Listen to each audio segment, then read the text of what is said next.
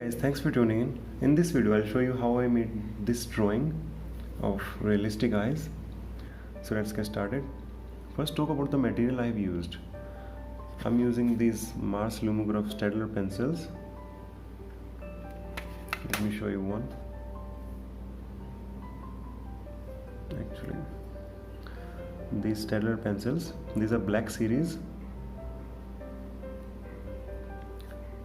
Kneaded eraser. It's so satisfying to knead this eraser. Willow charcoal. Let's look something like this.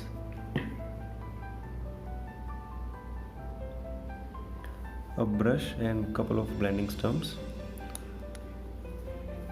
And yes, of course, a light pencil